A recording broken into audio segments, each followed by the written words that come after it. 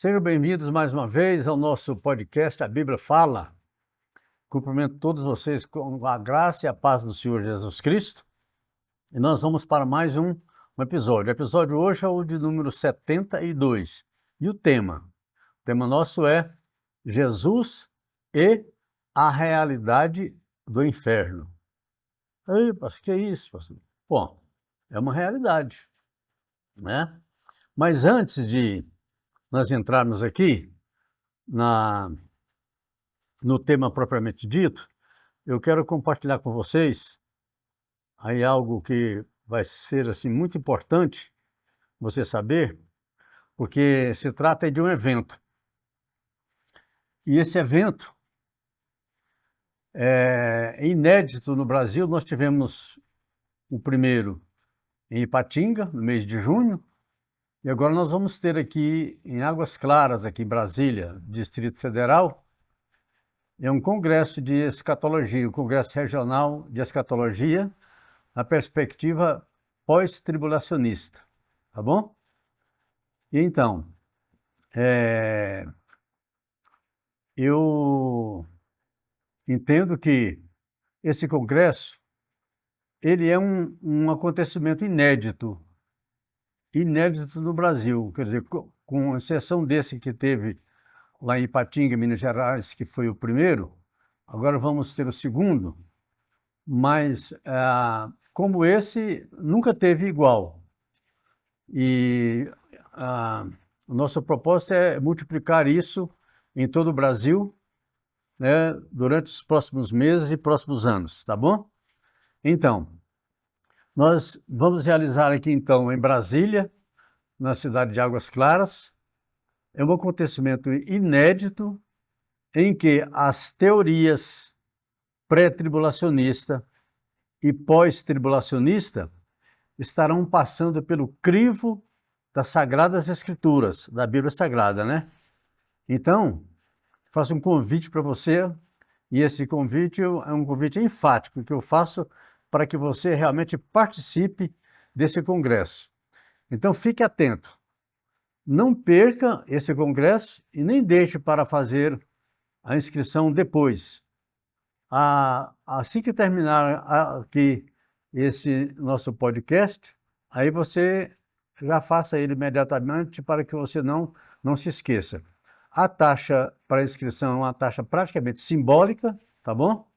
E você vai ter uma surpresa de participar atentamente desse congresso, não só ouvindo, mas também você vai poder fazer perguntas que você anotar aí durante as ministrações, tá bom?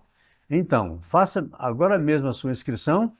Para isso, utilize o QR Code que está aí na sua tela agora, tá bom? Ok, então nós vamos ver aqui no nosso tema, Jesus e a realidade do inferno. Bem, eu quero dizer inicialmente que Jesus literalmente, ele foi, já era antes, né, de descer aqui na Terra, mas ele foi literalmente enquanto estava aqui na Terra e continua sendo. Ele é o amor em essência, tanto na essência como na prática e em comportamento. Então ele é um ser, sendo um ser muito agradável, na verdade um gentleman, né? Muito afável, polido, fino, meigo, nobre, manso e humilde de coração. E então ele é mais humilde do que qualquer pessoa ou qualquer animal, por mais humilde que seja, por mais manso que seja. Jesus é muito mais que isso, tá bom? E então, ele é manso e humilde de coração. E antes de existir o ser humano aqui na Terra, durante toda a existência do ser humano aqui na Terra, E depois também dessa existência, quer dizer, depois da volta de Jesus Cristo, ele continuará sendo isso mesmo, um ser manso e humilde. É a natureza dele, tá bom? Eu estou falando isso aqui exatamente por causa do nosso tema, porque o nosso tema aqui nós vamos tratar de quê? Vamos tratar alguma coisa relativa ao inferno, tá bom? Então, para falar isso, eu preciso fazer um contraponto para vocês aqui a respeito da pessoa de Jesus. Bom, Jesus sendo tudo isso e muito mais, isso que eu falei aqui, no entanto, embora parecendo muito paradoxal, ele é o personagem bíblico, quer dizer, você sabe que a Bíblia tem muitos personagens na Bíblia, tem mais de 1000 personagens, certo? Na Bíblia. Aliás, tem muito mais que isso, mas dos mais assim conhecidos, nós devemos ter os 100 para 150 ou 200, e coadjuvantes, né, bem mais, né, e quase que infinitos, né, outros participantes mais. Mas de todos eles, de todos esses personagens bíblicos, Jesus, com todas essas características dele,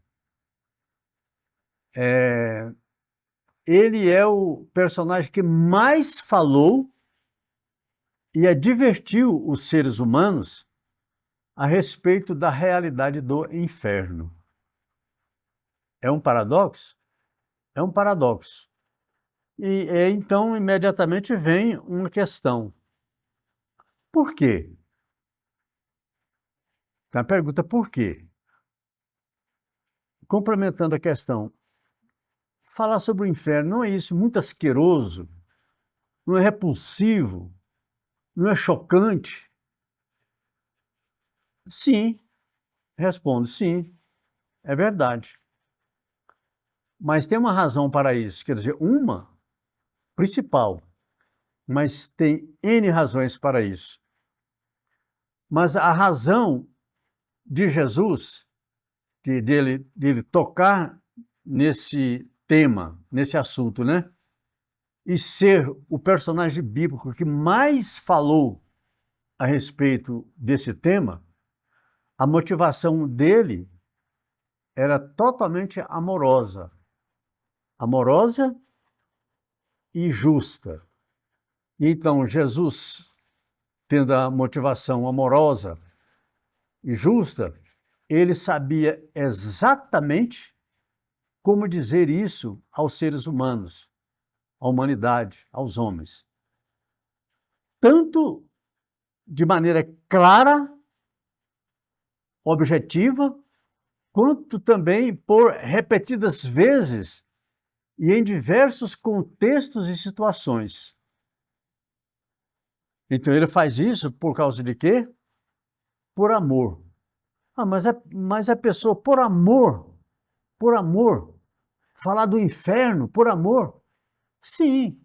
E eu vou citar um para vocês, vou ler alguns textos aqui, mas vou citar um que eu nem tinha colocado aqui, mas um versículo que você já conhece esse versículo aqui. É do João, Evangelho de João, capítulo 3, versículo 16. E todos vocês provavelmente já conhecem esse versículo. João 3,16. Então, o que ele diz? O próprio Jesus falando para Nicodemos. Nós já falamos desse versículo aqui diversas vezes, né? Mas olha só. Jesus disse assim para Nicodemos: porque Deus amou o mundo de tal maneira. Olha, começa com amor, né? Deus amou o mundo, o ser humano, o mundo humano, né, de tal maneira, quer dizer, de uma forma tão extraordinária, que ele deu o seu filho unigênito. Quer dizer, deu para quê? Para ser sacrificado, para ser morto, né? Ele deu o seu filho unigênito para que toda aquela pessoa que nele crer, quer dizer, no Filho crer, não pereça. Esse pereça aí está relacionado com a palavra inferno. Quer dizer, pereça onde? No inferno, né? Na morte eterna, né? Para que todo aquele que nele crê não pereça, mas tenha o quê? Tenha a vida eterna. Então, Jesus, anunciando o reino de Deus, anunciando a vida, ele faz um contraste muito grande falando a respeito do inferno. Mas por que ele fala isso? Porque nós, seres humanos, nós precisamos disso. Nós precisamos de um contraponto para nos fazer entender. Nós não conhecemos uma palavra que diz um ditado que diz que há males que vêm para bem. É um ditado, né, que existe, né, um ditado popular, né? Há males que vêm para bem. E a gente só tem condições de avaliar de maneira completa, de maneira plena, o bem. Nós só temos a condição de avaliar de maneira completa, de maneira plena, o bem, quando nós contrastamos o bem com o mal. Porque se nós tivermos só experiências com o bem, o que vai acontecer? Nós não vamos ter nem ideia do que é o bem. Por quê? Porque não conhecemos o mal. Não temos um contraste para fazer. Então, é semelhante a alguém assim que sabe que existem algumas espécies de coisas boas que elas são trazidas para nós como experiência nossa através de um mal. E eu posso dizer, não estou tergiversando não, e nem também filosofando não, mas estou dizendo para vocês uma realidade. Olha aqui, como é que eu posso ter o prazer, a alegria, a satisfação de ter, por exemplo, assim, o alívio de uma dor. Por exemplo, eu sinto uma dor muito grande em uma parte do corpo qualquer, tá? Bem, mas depois que essa dor me perturba tanto, aí de repente essa dor acaba. Eu vou sentir o quê? Eu vou sentir um alívio. Mas eu só posso sentir esse alívio se eu sentir a dor. Ok? Então, a experiência nossa mostra que, se nós pensarmos direitinho, nós só vamos poder entender o bem de maneira correta quando nós contrastamos o bem com o mal. Ok? Por isso que Deus, quando deu a ordem lá para Adão, lá no Jardim do Éden, ele falou assim, olha, vocês podem comer de toda a árvore que há no jardim, menos da árvore do conhecimento do bem e do mal.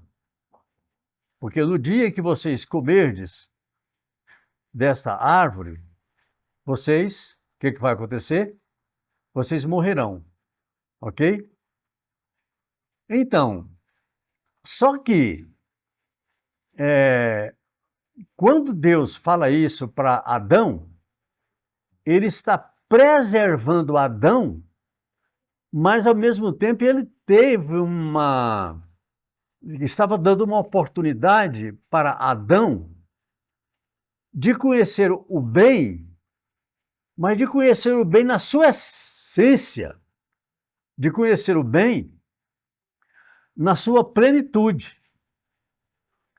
Aí, o que aconteceu?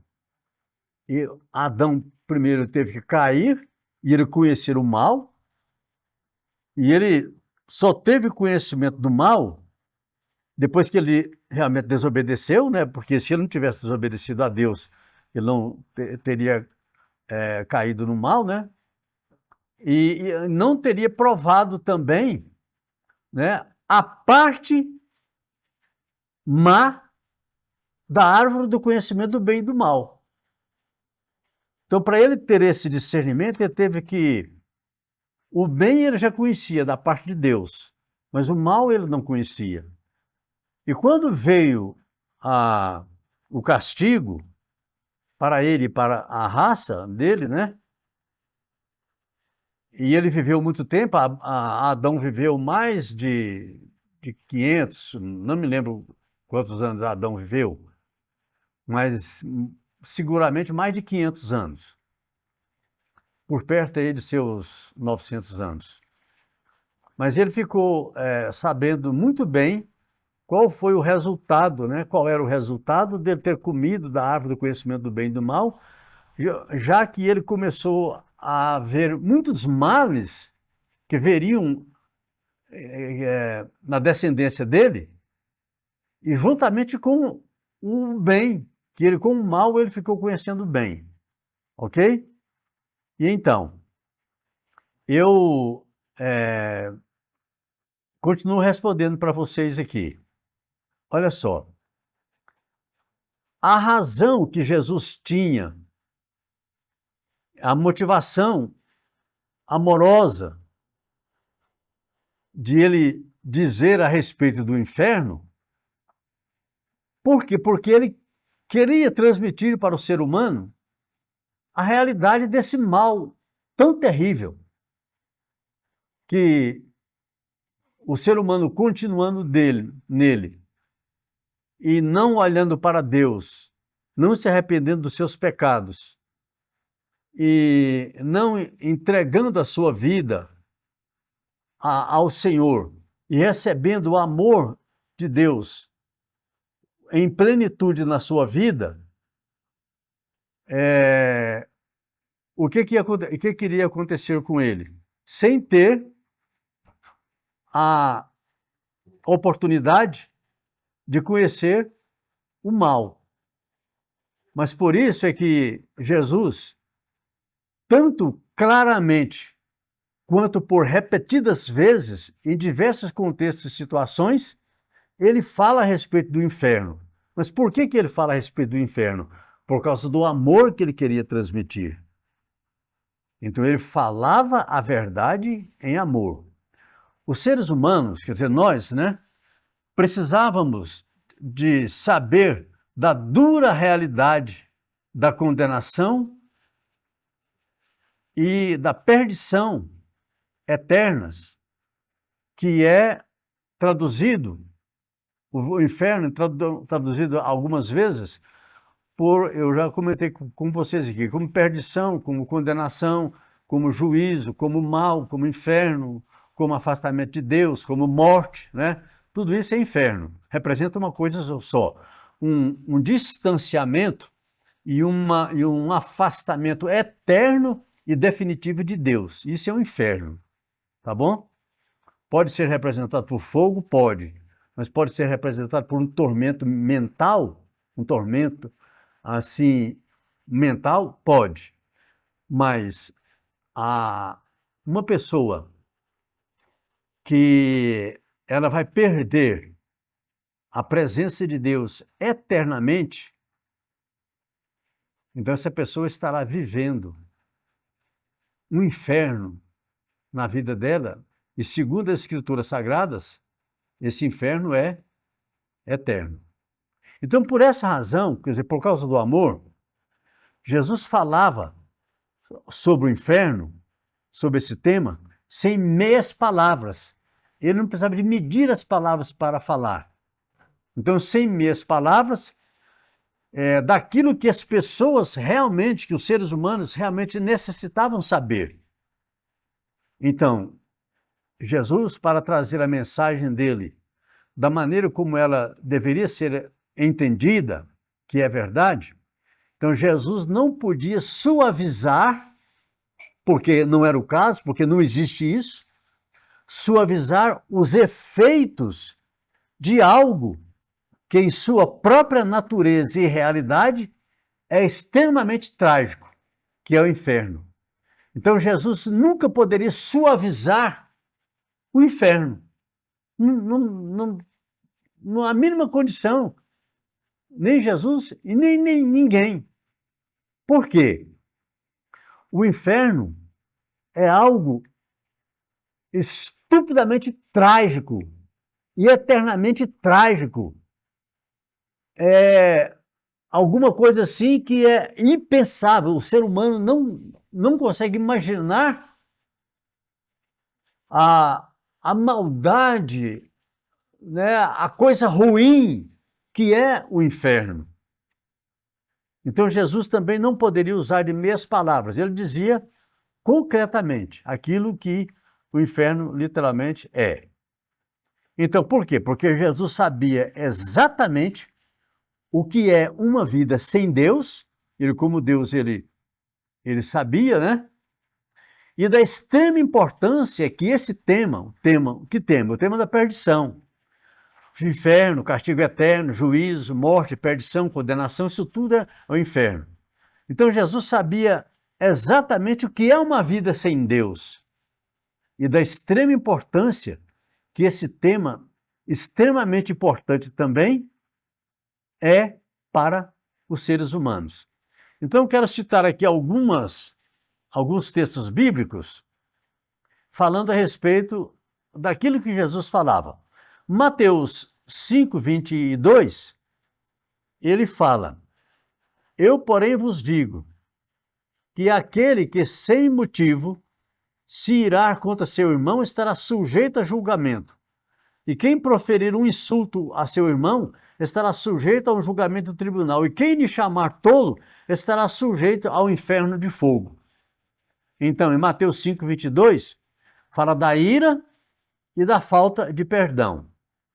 No versículo 29 de Mateus 5 ainda, ele diz aqui, olha, se o teu olho direito te faz tropeçar, arranca-o e lança-o fora de ti, porque convém a ti que se perca um dos teus membros e não seja todo o teu corpo lançado no inferno. Quer dizer, se a tua mão direita te faz tropeçar, se o teu olho te faz tropeçar, se a tua perna te faz tropeçar, se o dinheiro te faz tropeçar, se qualquer coisa te faz tropeçar, afasta essa coisa qualquer que te faz tropeçar, porque é melhor você afastar isso de você do que você receber como castigo o inferno sem Deus, certo? Então, esses tropeços pecaminosos, você afasta de você, porque é melhor isso do que receber a condenação do inferno, tá bom? E agora eu quero ir para o capítulo 7, ainda, de Mateus, no versículo 13. Mateus 7, 13.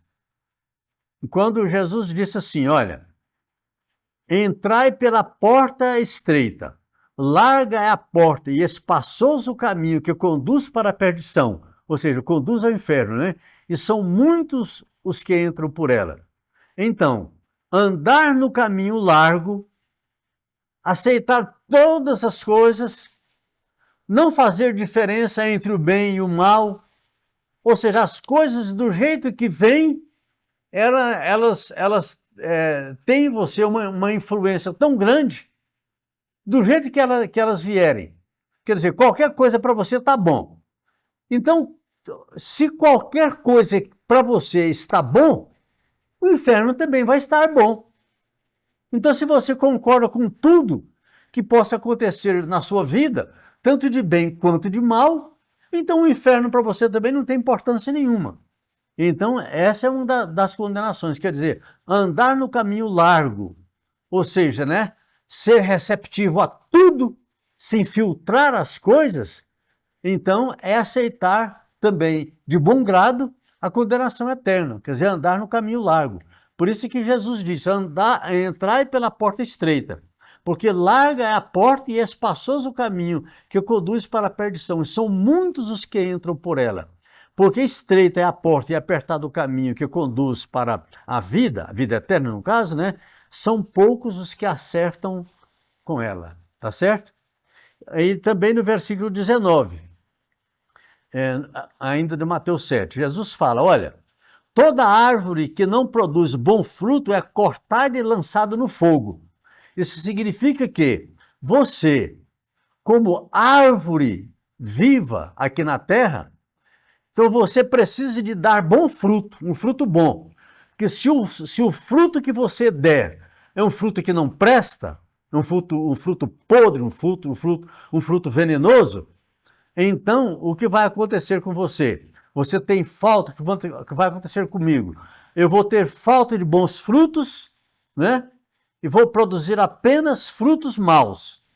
Isso exige o quê? O que acontece é o seguinte, é cortada e lançada no fogo. Isso que vai acontecer com as pessoas que nunca procuram fazer nada bom e tudo que faz não presta. Tá bom? Então essa pessoa vai colher aquilo que plantou, ok? Não dá bom fruto.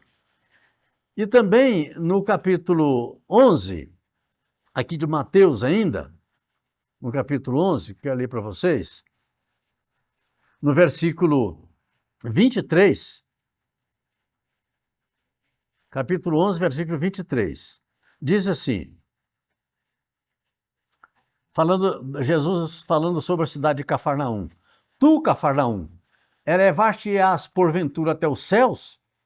Então Jesus fala, descerás até o inferno, porque se em Sodoma e Gomorra, né, se tivesse operado os milagres que em ti se fizeram, teria ela permanecido até o dia de hoje. Mas nós sabemos que Sodoma e Gomorra foram destruídos, né, com fogo descido dos céus. E então, eu vou deixar de citar aqui vários textos para você, mas só citei alguns para você aqui, para afirmar a sua pessoa, que Jesus foi aquele ser, aquela personagem de toda a Bíblia que mais falou no inferno, certo?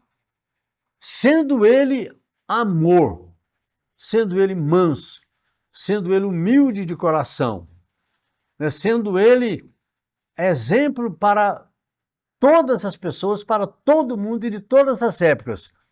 No entanto, quando é para fazer o bem, ele utilizar o amor na sua essência, ele teve que falar do inferno. E olha só, ele não teve apenas que falar do inferno, mas também ele teve, sem nunca ter cometido nenhum pecado mínimo sequer, nem no pensamento, nem em palavras, nem em ações, em nada. Jesus não pecou absolutamente em nada. E nem nasceu também com a natureza pecaminosa como todos nós nascemos, tá?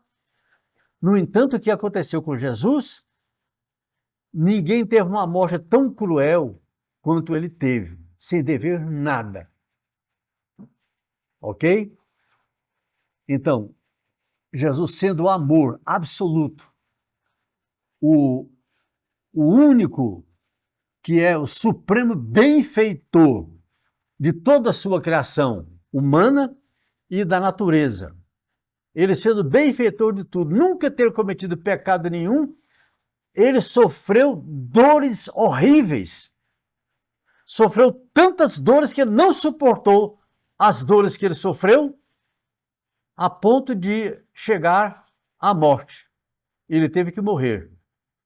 Mas aqui está a coisa maravilhosa. Ele morreu por causa de quê? Ele morreu por causa do amor que ele tinha e tem pelos seres humanos. Porque ele não morreu a morte dele. Ele morreu a morte nossa. Ele morreu a morte dos pecadores. Ele morreu a morte daquelas pessoas, vamos dizer assim, entre aspas aqui, né? Numa linguagem mais popular. Ele morreu pelas pessoas que não prestavam. E ele, sendo amor, sendo perfeito, sendo justo e nunca ter cometido o mínimo deslize na sua vida. Ele sofreu dores atrozes que o levaram à morte. Ok? Por causa de quê? Por causa do amor. Então, em certo sentido, nós podemos dizer que quem matou Jesus foi o amor que ele sentia e sente pelos seres humanos, ok? Parece contraditório isso aí, não é? Mas por isso é que Jesus fala, que ele falou para Nicodemos, que eu citei aqui, João 3,16. Deus amou o mundo, o ser humano, de tal maneira que ofereceu o seu filho à morte. Olha só. Então Jesus morreu por quê? Por causa do amor. Se não fosse o amor, ele não teria morrido. Então ele morreu por amor a nós, para quê? Para fazer com que nós vivêssemos eternamente por esse amor pelo qual ele morreu. Mas a morte dele não foi vã. Ele não morreu debalde, ele não morreu de maneira, vamos dizer assim, indevida. Ele morreu devidamente por causa das nossas vidas. Mas essa morte dele trouxe fruto eterno para milhões, centenas de milhões, talvez bilhões de pessoas. Ok? E então, tinha muitas outras passagens aqui, outros textos, que eu vou deixar de mencionar para você aqui, mas, resumindo, aqui, Jesus, embora sendo amor, o amor em pessoa, o amor encarnado, ok? O santo de Deus, o manso e humilde, foi o ser humano, o personagem humano da Bíblia Sagrada, que mais falou no inferno, que mais falou da condenação, que mais falou na perdição, que mais falou na morte, que mais falou nos horrores da perdição e da condenação eterna. Mas por que ele fez isso? Ele fez por amor, para que, pelo contraste entre o amor e a vida, ele mostrasse para nós o bem supremo, que é a vida eterna junto com Deus. Ok? E é por isso que ele falou muito. O que mais falou, os apóstolos também falaram, os discípulos também falaram, os profetas falaram, mas quem mais falou da morte em todo o contexto da Bíblia Sagrada foi Jesus. Ok? E ele falou por amor, para fazer esse contraste muito grande aí entre o inferno e o céu. Porque quando nós estivermos com o Senhor, em qualquer lugar que nós estivermos com Ele, com Jesus Cristo, é céu, será céu para nós. Tá bom? Então, por amor, ele falou do inferno para mostrar para nós o benefício grandioso da salvação eterna, da vida eterna, da felicidade eterna, contrastando com os horrores do inferno, com os horrores da morte eterna. E com isso eu encerro as minhas palavras aqui neste momento, agradecendo a você por ter me acompanhado até aqui, por ter ouvido. E finalizando, eu convido você a aceitar receber Jesus Cristo hoje. Não hoje, agora mesmo. Receba Jesus agora mesmo na sua vida. E você desfrutará com Ele, não os horrores da condenação eterna, mas você desfrutará da vida eterna com amor infindo, amor eterno, que Ele tem para dar a você eternamente, sem nunca acabar, porque o amor de Deus é infinito. Receba Jesus Cristo na sua vida, oferecido a você por amor à sua vida, tá bom? Em nome de Jesus Cristo. Deus que abençoe a sua vida e a sua família, em nome de Jesus.